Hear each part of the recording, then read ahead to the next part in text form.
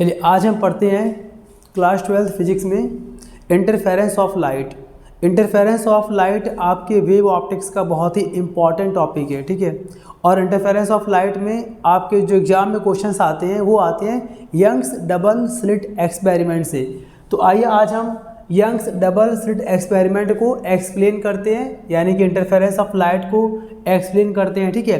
सबसे पहले आपको थोड़ा ध्यान देना है डायग्राम पे, इसके थोड़ा डायग्राम पे आपको थोड़ा ध्यान देना है। उसके अलावा सबसे पहले हम यहाँ पर क्लियर करते हैं कुछ बेसिक पॉइंट्स। देखिए बेसिक पॉइंट्स में क्या है, चलिए मैं यहाँ पर कर दे रहा हूँ। बेसिक पॉइंट्स में यहाँ पर क्या पढ़ना है, देखिए ध्यान से।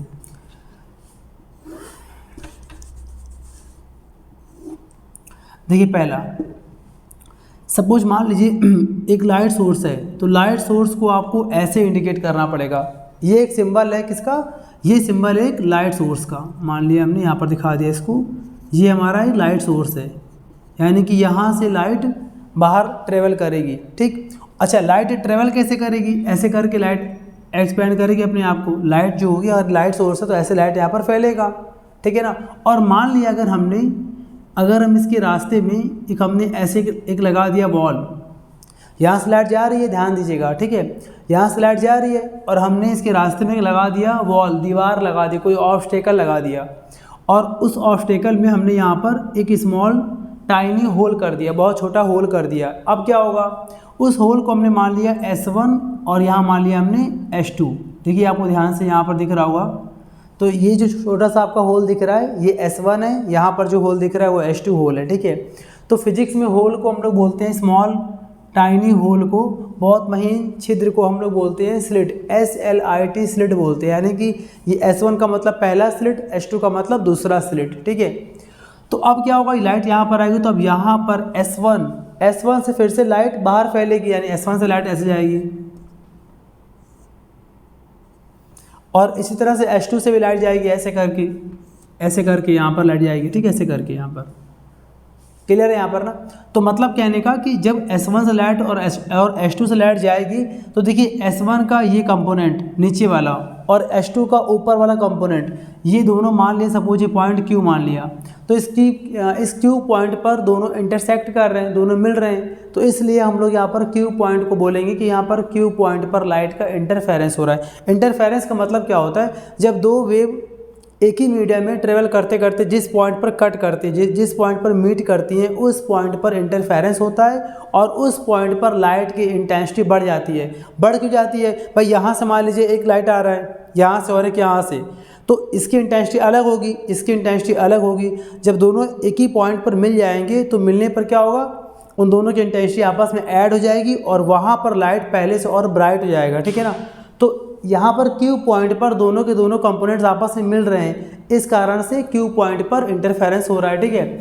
जबकि इस वाले कंपोनेंट में कोई भी लाइट आके कट नहीं कर रही अगर, तो इस वाले लाइट रे पर कोई भी इंटरफेरेंस नहीं हो रहा है। S2 से जो नीचे जा रहा है लाइट रे, S2 से नीचे जाने वाले लाइट रे में भी यहाँ पर भी कोई इंटरफेरेंस नहीं हो रहा है, Q पॉइंट पर इंटरफेरेंस हो रहा है। अब मान लिया हमने सपोज कि S2 से एक लाइट ऐसे जा रही है, मान लिया हमने कि S2 से हमने एक और लाइट फॉल की और वो जाके वो लाइट S1 वाले कंपोनेंट को कट कर रही है, मान लीजिए पॉइंट P पर। तो इसका मतलब क्या हुआ, इसका मतलब हुआ कि इस P पॉइंट पर भी लाइट का इंटरफेरेंस हो रहा है। मतलब कि जहाँ जहाँ पर दो लाइट सोर्स ट्रेवल करके अपने पॉइंट को इंटरसेक्ट करेंगी, वहाँ पर लाइट की इंटेंसिटी पहले से बढ़ जाती है, उसको बोलते हैं हम लोग इंटरफेरेंस ऑफ लाइट, ठीक है। अब देखिए दूसरा पॉइंट यहाँ पर आपके यहाँ पर यूज होगा पाथ डिफरेंस। ये क्या होता है, सपोज मान लिया हमारे पास दो स्लिट हैं, ये मान लिया हमने S1, ये मान लिया हमने S2, दो हमारे पास स्लिट हैं, ठीक है। और सपोज S2 से लाइट ऐसे जा रही थी और S1 से लाइट ऐसे जा रहा है, मान लीजिए यहाँ पर सपोज। तो S2 से देखिए, S2 से लाइट ऐसे गई और S1 से लाइट ऐसे गई, और दोनों के दोनों मान लिया सपोज पॉइंट P पर इंटरसेक्ट करते हैं। क्या करते हैं, इंटरसेक्ट करते हैं। तो इसका मतलब कि पॉइंट P पर लाइट का इंटरफेरेंस हो गया, और पॉइंट P पर लाइट का इंटरफेरेंस होने का मतलब है कि S1 से जो लाइट जा रही थी P पॉइंट पर, तो S1 से लाइट जो गई P पॉइंट पर, उस लाइट रे ने बहुत ही कम रास्ता तय किया है, उस रास्ते की लंबाई, उस पाथ की जो लेंथ है बहुत ही छोटी है, और H2 भी पॉइंट P पर आया है, बट H2 से P पॉइंट पर आने के लिए लाइट को ज़्यादा रास्ता तय करना पड़ा, यानी कि यहाँ पर पाथ की लेंथ ज़्यादा है। इसका मतलब क्या है कि दोनों के रास्तों में अंतर है, दोनों के डिस्टेंस ट्रेवल करने में अंतर आया है। और अंतर क्या है कि जो H2P है वो ज़्यादा है और S1P छोटा है। S1P छोटा है, H2P ज़्यादा है। तो दोनों के रास्ते के अंतर को, दोनों के पाथ के डिफरेंस को हम लोग बोलते हैं यहाँ पर PD। PD का मतलब पाथ डिफरेंस। तो पाथ डिफरेंस की वैल्यू अगर दिखाएंगे आपको, यहाँ पर क्या आएगा, H2P माइनस S1P, ठीक है। और देखिए तीसरा यहाँ पर क्या है, नंबर 3, देखिए तीसरा यहाँ पर क्या है, तीसरा यहाँ पर दो तरह के यहाँ पर फ्रिंज की बात करेंगे हम लोग। ब्राइट फ्रिंज बात करेंगे यहाँ पर हम लोग, एक यहाँ पर है ब्राइट फ्रिंज। ये क्या होता है ब्राइट फ्रिंज का मतलब, देखिए फ्रिंज का मतलब होता है बैंड या एरिया, मतलब जिस एरिया में लाइट की इंटेंसिटी बढ़ जाती है उसे बोलते हैं ब्राइट फ्रिंज। सपोज मान लिया हमने, हमारे पास ये रोड है, ये मान लिया हमारे पास एक रोड है और इस रोड पे दो लैंप लगे हैं, स्ट्रीट लैंप लगे हैं। मान लिया हमने यहाँ पर एक लैंप है S1 और मान लिया यहाँ पर एक लैंप है S2, ठीक है। और S1 से लाइट ऐसे आ रही है,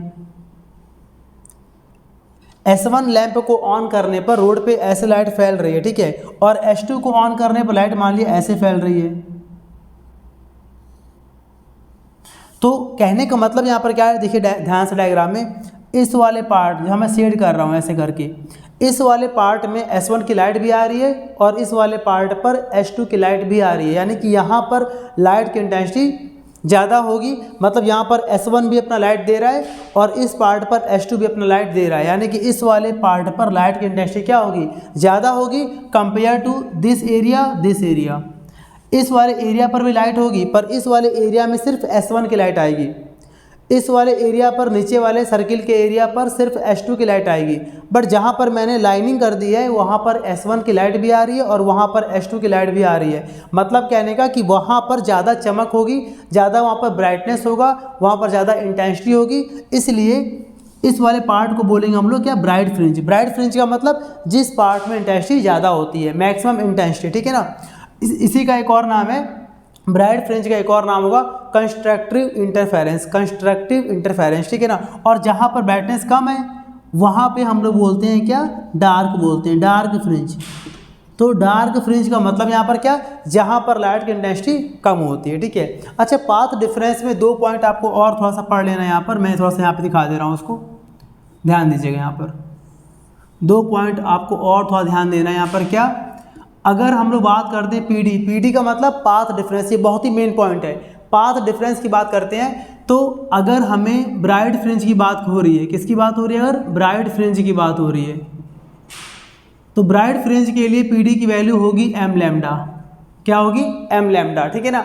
और यहाँ पर m की वैल्यू होगी यहाँ पर 0, 1, 2, 3 ऐसे कंप्लीट नंबर, मतलब कि 0 लैम्डा यानी कि 0, 1 लैम्डा, 2 लैम्डा, 3 लैम्डा, अपॉन में नहीं होगा, फ्रैक्शन वैल्यू नहीं होगी।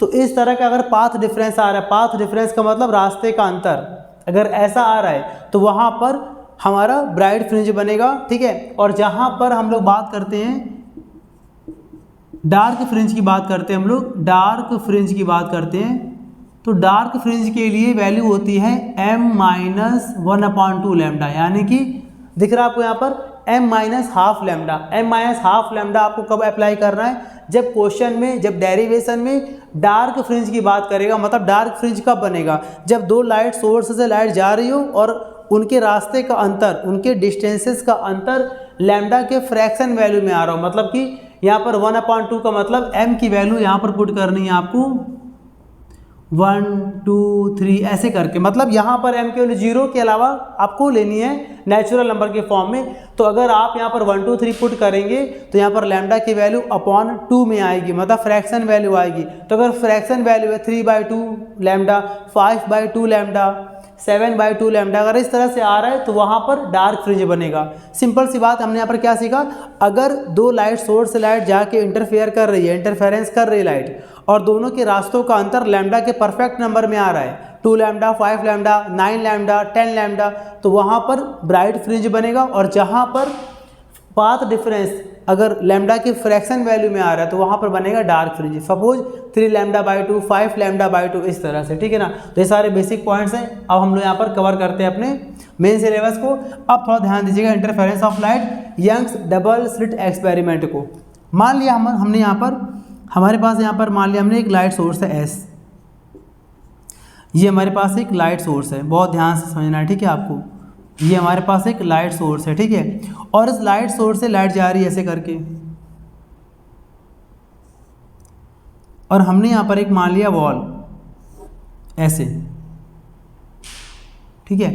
तो S1 से लाइट यहाँ पर आ गई ऐसे, और यहाँ पर एक लाइट यहाँ पर, ठीक है, आ रही है। हमने यहाँ पर दोनों पार्ट पे हमने होल कर दिया, बहुत ही स्मॉल टाइनी होल, यानी कि स्लिट मान लिया S1, यहाँ मान लिया हमने स्लिट नंबर S2, और S1 से S2 की जो डिस्टेंस है वो हमने एज्यूम कर लिया यहाँ पर D, स्मॉल d यहाँ पर दोनों के बीच की डिस्टेंस है। S1 और S2 के बीच की डिस्टेंस है यहाँ पर स्मॉल d, ठीक है। तो अब यहाँ पर क्या होगा, S1 से लाइट हर तरफ फैलेगी, मतलब S1 से लाइट ऊपर जाएगी, S1 से लाइट नीचे भी जाएगी, S2 से भी लाइट ऊपर जाएगी और नीचे आएगी। बट हमें यहाँ पर अपने टॉपिक में इंटरफेरेंस दिखाना है। इसका मतलब कि हम S1 के एक लाइट को ऊपर लेंगे और S2 के भी एक लाइट को ऊपर लेंगे, जिससे कि एक ही डायरेक्शन में किसी पॉइंट पर लाइट का इंटरसेक्शन हो और जहाँ पर इंटरफेरेंस पैटर्न हमें दिखाई पड़े, ठीक है ना। तो मैंने मान लिया कि सपोज S1 से लाइट जा रही थी ऐसे करके, और S2 से मान ली लाइट ऐसे गई, ठीक है, यहाँ से S2 से लाइट ऐसे गई, और दोनों लाइट यहाँ पर मान ली सपोज यहाँ पर P पॉइंट पर दोनों लाइट यहाँ पर इंटरसेक्ट कर रहे हैं, मतलब कि इस पॉइंट पर लाइट का इंटरफेरेंस हो रहा है, ठीक है। और हमने, अच्छा, कोई भी इंटरफेरेंस पैटर्न देखना है अगर आपको, तो आपको यहाँ पर लेना पड़ेगा स्क्रीन, क्योंकि एक पर्दा होगा ना यहाँ पर जहाँ पर दोनों लाइट कट करके पॉइंट शेप में आएंगे। तो यहाँ पर मैं मान लिया यहाँ पर हमारे पास एक स्क्रीन है, यहाँ पर ये मान लिया हमने स्क्रीन है, मैं लिख दे रहा हूँ यहाँ पर, ये हमारे पास एक स्क्रीन है जहाँ पर ऐसा दिख रहा है, ठीक है ना। तो पॉइंट P पर इंटरफेरेंस हो रहा है, ठीक। उसके बाद से हमने S1 और S2 के मिड पॉइंट मान लिया हमने, यहाँ पर सपोज हमारे पास एक मिड पॉइंट है, इस मिड पॉइंट का नाम मान लिया मैंने C पॉइंट है। ये डिस्टेंस आपका D था, डिस्टेंस को मैं यहाँ पर दिखा दे रहा हूँ, ये पॉइंट हमारा C है, और जो डिस्टेंस है वो मैं यहाँ पर दिखा दे रहा हूँ आपको ऐसे करके, ये डिस्टेंस D है, स्मॉल d, ठीक है। स्मॉल d यहाँ पर दोनों स्लिट के बीच की डिस्टेंस है, और मिड पॉइंट को मैंने मान लिया C, और इस मिड पॉइंट से हम स्क्रीन को टच कर रहे हैं, परपेंडिकुलर मिला रहे हैं हम लोग, ठीक है, ऐसे करके, ये देखिए परपेंडिकुलर है, और इस डिस्टेंस को मान लिया हमने कैपिटल D। कैपिटल D यहाँ पर क्या है, कैपिटल D स्क्रीन और स्लिट्स के बीच की परपेंडिकुलर डिस्टेंस है, यानी कि स्क्रीन और स्लिट के बीच की गैप सेपरेशन को कैपिटल D बोला गया है। स्मॉल d दोनों स्लिट्स के बीच की डिस्टेंस है, ठीक है। उसके बाद से हमने C और P को मीट कर दिया हमने कंस्ट्रक्शन में ऐसे करके, ठीक है, ठीक। अच्छा, इस वाले पॉइंट को मान लिया हमने O पॉइंट, इस वाले पॉइंट को मान लिया हमने O पॉइंट। अच्छा, अब जरा इस O पॉइंट की बात करते हैं। इस O पॉइंट का नाम है सेंट्रल मैक्सिमम, इसका नाम है सेंट्रल मैक्सिमम। अब आप समझिए इसका नाम सेंट्रल मैक्सिमम क्यों पड़ रहा है, मतलब मैक्सिमम मतलब क्या, ज़्यादा, और सेंटर पर क्यों। देखिए इस P पॉइंट पर भी लाइट पहुंच रही है ना, इस O पॉइंट पर भी तो लाइट पहुंचेगी ना। कैसे, S1 से एक लाइट नीचे की तरफ आएगी, S2 से एक लाइट ऊपर की तरफ आएगी, दोनों लाइट यहाँ पर ट्रायंगल शेप में आके पॉइंट O पर पैटर्न बनाएंगे इंटरफेरेंस का। और इस पैटर्न पर आप बताइए कि दोनों के पाथ का, दोनों के रास्ते का अंतर क्या होगा, पाथ डिफरेंस क्या होगा। तो आपका आंसर होगा पाथ डिफरेंस 0 होगा, क्योंकि जितना डिस्टेंस S1 से O होगा उतना ही गैप S2 से भी O होगा। और जब पाथ डिफरेंस 0 होगा तो वहाँ पर क्या बनता है, ब्राइट। कैसे, ब्राइट फ्रिंज के लिए फॉर्मूला लिखवाया गया आपको, ब्राइट फ्रिंज के लिए फॉर्मूला होता है m लैम्डा, और अगर आपका m की वैल्यू 0 पुट करेंगे तो यहाँ पर क्या आएगा, 0 आएगा, यानी पाथ डिफरेंस 0 आ रहा है। और यहाँ पर भी S1 S2 से कंपेयर करेंगे पॉइंट O के लिए, तो यहाँ पर भी पाथ डिफरेंस 0 आएगा, तो वहाँ पर क्या बनेगा, ब्राइट। अगर हम प्रैक्टिकली बात करें, प्रैक्टिकली का मतलब बता रहे हैं आपको, प्रैक्टिकली बात करें, बिल्कुल जनरल लाइफ की बात कर रहे हैं आपसे।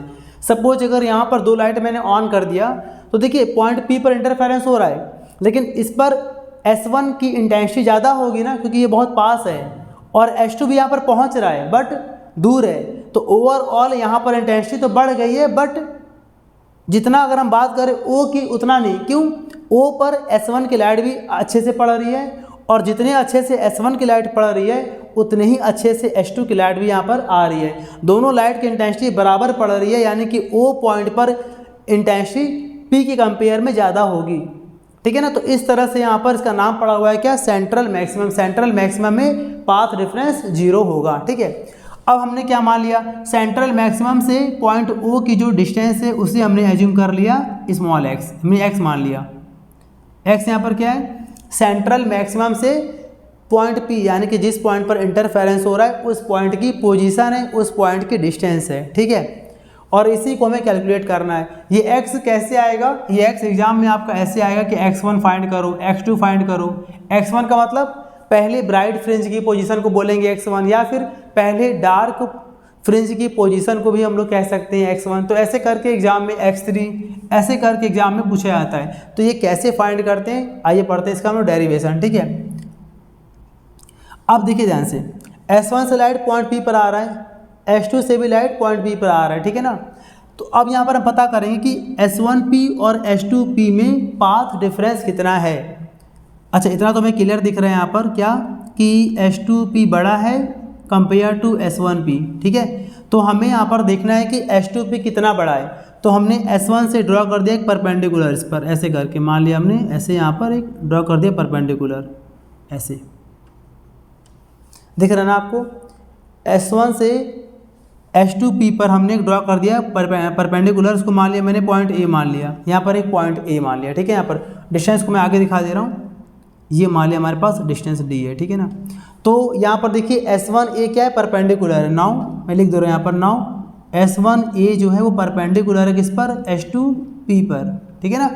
S2P पर परपेंडिकुलर है। इसका देखिए परपेंडिकुलर जैसे हमने परपेंडिकुलर ड्रॉ किया है तो आपको दिख रहा होगा कि S1P और AP दोनों इक्वल हो गए। जितना S1P है उतना ही P से लेकर A है और उतना ही P से लेकर S1 है, यानी कि ये डिस्टेंस और ये डिस्टेंस बराबर है। तो S2 वाले पार्ट ने, S2 वाले लाइट रे ने S2 से लेकर A, यहाँ से लेकर यहाँ तक का डिस्टेंस इसने अलग से तय किया होगा। मतलब दोनों के रास्ते का जो अंतर आएगा वो कितना आएगा, S1P और यहाँ से AP दोनों बराबर हो गए। तो अगर S1P और AP बराबर हो गए तो इतना बच गया ना, ये क्या होता है, ये पाथ डिफरेंस है S2 से P पर आने वाले लाइट का, यानी कि यहाँ पर पाथ डिफरेंस क्या आएगा, S2A आएगा। तो यहाँ पर दिखा देंगे हम लोग path difference is equal to H2A, और H2A की यहाँ पर वैल्यू क्या आएगी, H2A की यहाँ पर वैल्यू आएगी H2P ज़्यादा वाले में से कम वाले को माइनस कर देंगे, H2P माइनस S1P, दोनों के रास्तों को माइनस कर दिया। ये है बड़ा वाला रास्ता, बड़ा पाथ H2P, और छोटे वाले पाथ की यहाँ पर नेमिंग कर देंगे, वो S1P है। दोनों को लेस कर देंगे तो ये हमारा आ जाएगा पाथ डिफरेंस, ठीक है। ये पूरा हमारा डायग्राम क्लियर हो गया। अब इसके बाद से हम लोग एक्सप्लेन करते हैं इसकी प्रूविंग को, ध्यान दीजिएगा जरा। सिंस ट्रायंगल, यहाँ पर देखिए ट्रायंगल आपको दिखा रहे हैं S1A H2 and triangle POC and triangle POC both are similar triangle, दोनों ट्रायंगल आपस में सिमिलर हैं। अच्छा, सिमिलर ट्रायंगल की प्रॉपर्टी क्या होती है, सिमिलर ट्रायंगल की प्रॉपर्टी ये होती है कि इनके साइड्स का रेशियो इक्वल होता है, ठीक है ना, कि साइड्स का रेशियो बराबर होता है। तो हम S1A H2 में जो साइड लेंगे वही साइड हमें POC में भी लेना पड़ेगा। तो देखिए S1A H2, ठीक है ना, S1A H2 में मैंने ये एंगल मान लिया थीटा, तो बाय ज्योमेट्री ये भी एंगल हमारा आ जाएगा थीटा, ये भी एंगल हमारा आ जाएगा थीटा, ठीक है ना। तो PCO भी थीटा है और S2S1A भी थीटा है, ठीक है। यहाँ पर तो यहाँ पर हम ले रहे हैं साइड्स, पहले छोटे वाले में S1A H2 में साइड ले रहे हैं पहले एंगल के सामने वाला, थीटा के सामने क्या है, H2A है, तो यहाँ लगा देंगे हम लोग H2A अपॉन, और फिर लेंगे S1A H2 का 90 डिग्री के सामने वाला, तो 90 के सामने दिख रहा है आपको S1 H2, तो यहाँ पर क्या आ गया S1 और H2 इज इक्वल टू, उसकी बात करते हैं POC की बात करते हैं, तो POC में एंगल क्या, थीटा। तो देखिए ऊपर हमने क्या लिया था, ऊपर हमने एंगल के सामने लिया था, थीटा के सामने लिया था, और नीचे हमने 90 के सामने लिया था। तो सेम आपको POC में भी करना है। तो POC में भी आपको पहले थीटा के सामने लेना है। तो देखिए एंगल के सामने क्या है, PO है, तो यहाँ लगा देंगे PO अपॉन, और नीचे लिया था 90 के सामने, तो 90 डिग्री यहाँ पर दिख रहा है आपको, ये 90 है, और 90 के सामने देखिए यहाँ पर क्या दिख रहा है, डॉट वाला PC, यानी कि PC यहाँ पर लिख दिया मैंने, ठीक है। अब मैं इसको इरेज कर दे रहा हूँ। आपको थोड़ा ध्यान रखना पड़ेगा कि ऊपर एंगल लिया गया और नीचे 90 लिया गया, ठीक है, उसके अकॉर्डिंग। अब यहाँ पर H2A की बात करते हैं। तो देखिए H2A मतलब पाथ डिफरेंस, देखिए लिखा मैंने, पाथ डिफरेंस की वैल्यू H2A पुट कर देंगे ऐसे इसको आराम से। S1 H2 का मतलब S1 से H2 की डिस्टेंस वो है D, यहाँ D स्मॉल d लगा दिया। PO, तो देखिए PO को हम लोग को पता है यहाँ पर P से लेके O को बोला गया है X, और अपॉन में जहाँ लिखा ना PC, तो देखिए जैसे P से लेकर C को हम लोग लगभग अप्रॉक्सीमेट मान लेंगे C से लेके O, मतलब कहने का CO। मैं यहाँ दिखा दे रहा हूँ आपको, यहाँ पर एज्यूम कर लीजिए यहाँ पर कि CP जो है वो अप्रॉक्सीमेट CO के इक्वल है। जो C से लेकर जो P डिस्टेंस है वो लगभग C से लेकर O डिस्टेंस के इक्वल है, ठीक है ना। ऐसा करने से क्या होगा कि हमें C से लेकर P की डिस्टेंस को एज्यूम नहीं करना पड़ेगा, वो स्मॉल d के अंदर आ जाएगा, ठीक है। अच्छा, इसके बाद से हम वैल्यू पुट कर देंगे तो आ जाएगा हमारे पास H2A upon small d is equal to, यहाँ पर है X, और C से लेके O, तो C से लेके O की जो डिस्टेंस है वो है कैपिटल D, यहाँ पर D आ गया। और यहाँ से हम फाइंड कर लेंगे H2A की वैल्यू, पाथ डिफरेंस यानी कि PD, मैं लिख दे रहा हूँ अलग से। तो H2 यहाँ पर क्या है, पाथ डिफरेंस है, इसकी वैल्यू फाइंड कर लेंगे तो आ जाएगा यहाँ पर X into small d upon capital D, ये यहाँ पर निकला है पाथ डिफरेंस। डन। तो ये यहाँ पर आ गया हमारा पाथ डिफरेंस आ गया। अब इसके बाद से हम एक्सप्लेन करेंगे कंस्ट्रक्टिव इंटरफेरेंस यानी कि ब्राइट फ्रिंज को, और फिर डिस्ट्रक्टिव इंटरफेरेंस यानी कि डार्क फ्रिंज को। ध्यान दीजिएगा इसकी बात से। अब इसके बाद हम यहाँ पर करेंगे नाउ फॉर केस फर्स्ट। देखिए यहाँ पर पहला केस यहाँ पर क्या है, पहला केस है यहाँ पर फॉर ब्राइट फ्रिंज या फिर कंस्ट्रक्टिव इंटरफेरेंस, मैं लिख दे रहा हूँ यहाँ पर कंस्ट्रक्टिव इंटरफेरेंस। तो देखिए ब्राइट फ्रिंज के लिए आपने क्या पढ़ा था, ब्राइट फ्रिंज के लिए आपने पढ़ा था, यहाँ देखिए ध्यान से, पाथ डिफरेंस की वैल्यू होनी चाहिए m लैम्डा, ठीक है। तो यहाँ पर दिखा देंगे हम लोग, तो यहाँ पर लिख देंगे हम लोग पाथ डिफरेंस की वैल्यू होनी चाहिए यहाँ पर m लैम्डा।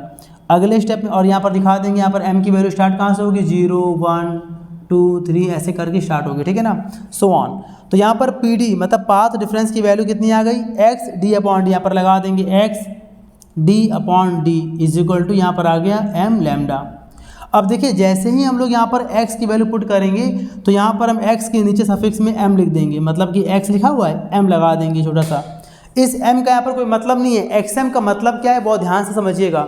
अगर हम m की वैल्यू यहाँ पर लगाएंगे 1 तो यहाँ पर भी आएगा x1, अगर हम m की वैल्यू पुट करेंगे 2 तो यहाँ पर भी आएगा x2, अगर हम m की वैल्यू पुट करेंगे 5 तो यहाँ पर भी आएगा x5। ये मतलब है, इसका मतलब क्या कि जैसे कि सपोज यहाँ पर, चलिए मैं सॉल्व करता हूँ इसको मैं और करके, अगर यहाँ से हम xm फाइंड करेंगे तो xm की वैल्यू आ जाएगी m d lambda upon small d, ये हमारा xm का बन गया फॉर्मूला। अब देखिए इसको यूज कैसे करना है आपको साथ में दिखा दूँ, यहाँ पर मैं यूज कैसे करना है। सपोज अगर आपसे मान लीजिए कहा जाए कि what is the position of third bright fringe, क्या बोला मैंने, what is the position of third bright fringe, तीसरा ब्राइट फ्रिंज कहाँ बनेगा। तो आपको यहाँ पर ऐसे कर देना, x की वैल्यू को 3 पुट कर देना, तो यहाँ पर आ जाएगा x3 इज इक्वल टू, और यहाँ भी m लगाया 3 और यहाँ भी लगा देंगे m की वैल्यू 3, सॉरी m की वैल्यू, ठीक है ना, m की वैल्यू यहाँ पर लगा दिया 3 और यहाँ भी 3, तुम्हारा आ जाएगा x3 is equal to 3 d lambda upon small d, ये हमारा आंसर आ जाएगा। ऐसे ही आपको जो भी फाइंड करना है, फिफ्थ अगर फाइंड करना है आपको, फिफ्थ ब्राइट फ्रिंज कहाँ बनेगा, तो यहाँ पे आ जाएगा x5 is equal to 5 d lambda upon d। तो इस तरह से पूरा हमारा ब्राइट फ्रिंज कंस्ट्रक्टिव इंटरफेरेंस के अकॉर्डिंग डिस्टेंस निकाल हमारा आ जाएगा, ठीक है, निकाल लेंगे हम लोग। अब देखिए इसके बाद से हमें सॉल्व करना पड़ेगा इसके डिस्ट्रक्टिव केस सेकंड को सॉल्व करना पड़ेगा। उसके लिए मैं इस बेसिक पॉइंट को थोड़ा सा इरेज करने जा रहा हूँ, ठीक है, तो ध्यान दीजिएगा यार।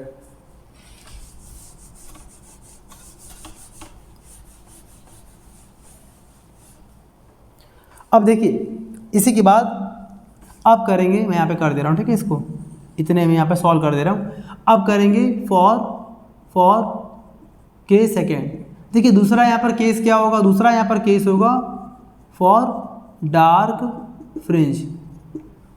डार्क फ्रिंज, यानी कि डिस्ट्रक्टिव इंटरफेरेंस। ध्यान दीजिएगा इसमें क्या होगा, इसके लिए आपने क्या पढ़ा था, इसके लिए पढ़ा था कि जो पाथ डिफरेंस, देखिए यहाँ लिखा हुआ है डार्क फ्रिंज या फिर डिस्ट्रक्टिव इंटरफेरेंस के लिए पाथ डिफरेंस की वैल्यू m-½ लैम्डा होती है। तो यहाँ पर लगा देंगे path difference is equal to m-1/2 lambda. अगले स्टेप में पाथ डिफरेंस की वैल्यू हमने यहाँ पर फाइंड कर ली थी, वो थी xd/d। तो यहाँ लगा देंगे हम लोग xd/d is equal to m-1/2 यानी कि m-½ लैम्डा। और आपसे कहा था मैंने कि जैसे यहाँ पर x की वैल्यू पुट करेंगे, x में यहाँ पर सफिक्स में लगा देंगे स्मॉल m, ठीक है, और यहाँ से हम लोग फाइंड कर लेंगे xm यहाँ पर आ जाएगा m-½ d/d। स्मॉल d और कैपिटल D को ट्रांसपोज कर देंगे तो हमारा ये आ जाएगा, ठीक है।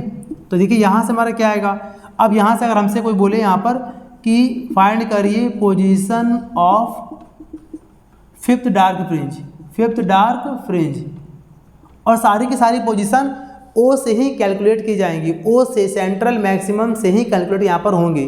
तो अगर आपको यहाँ पर निकालना है कि what is the position of fifth dark fringe, तो यहाँ पर क्या लगा देंगे x5, यहाँ लगा देंगे x5 क्योंकि m की वैल्यू 5 बोली गई है, तो यहाँ भी लगा देंगे 5 और यहाँ भी लगा देंगे 5। तो यहाँ पर आएगा 5 - 1/2 d/d, और यहाँ से हमारा आ जाएगा x5 is equal to 2/10 9/2 d/d। ये इस तरह से हमारा आंसर आ जाएगा, ठीक है ना। तो ओवरऑल यहाँ पर इंटरफेरेंस आपने यहाँ पर क्या पढ़ा कि इंटरफेरेंस होता क्या है, स्लिट्स क्या होते हैं, यंग्स डबल स्लिट इसे क्यों कहते हैं, क्योंकि यहाँ पर दो स्लिट हैं S1 S2, इसलिए इसका नाम पड़ा है डबल स्लिट एक्सपेरिमेंट। और आपने क्या पढ़ा कि यहाँ पर डार्क फ्रिंज क्या होता है, ब्राइट फ्रिंज क्या होता है, कैसे यहाँ पर कैसे हम लोग फाइंड करेंगे डार्क और ब्राइट के पोजीशंस को। तो इसको अच्छे से आप प्रैक्टिस कर लीजिएगा, फिर आपको मिलते हैं अपने नेक्स्ट वीडियो में। Thank you.